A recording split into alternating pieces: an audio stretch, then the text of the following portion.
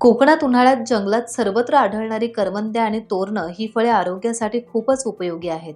करवंदांमध्ये क जीवनसत्व असते, तर तोरणा फळ हे ई जीवनसत्वांनी परिपूर्ण असते. ही दोन्ही ग्रामीण फळे रक्त शुद्ध करतात आणि म्हणूनच ही खूपच उपयोगी आहेत.